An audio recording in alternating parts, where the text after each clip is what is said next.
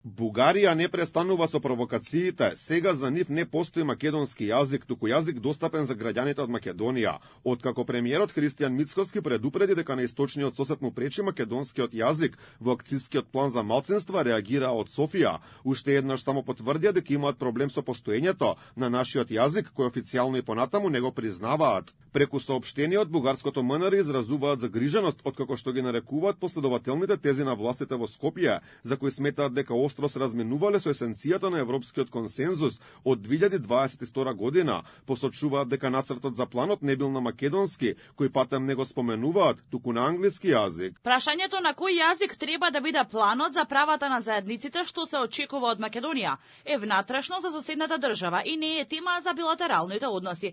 Документот ќе се спроведува токму од нејзините институции, кои нејзините собствени граѓани и логично е да биде на јазик достапен за нив. Изборот на Скопје да го представи нацртот на тој план на своите граѓани на англиски јазик е тешко објаснива, особено ако се планира планот да биде реално спроведен. Од македонското МНР бараат Бугарија да покаже европско однесување, потенцираат дека Македонија останува доследна на европските права и на мерит базираниот пристап кон проширувањето. Велат дека предлог акцијскиот план за заштита на правата на припадниците на заедниците е изработен на македонски и англиски јазик од домашни и меѓународни експерти во блиска консултација со Советот на Европа и Европската комисија. Загрижува фактот што наместо да биде поздравен како конструктивен чекор напред, документот е предмет на апстрактни и неосновани коментари од страна на Бугарија, што не придонесува за градење на доверба и добра верба меѓу двете држави. Наместо неаргументирани коментари од нашиот сосед, очекуваме европско однесување.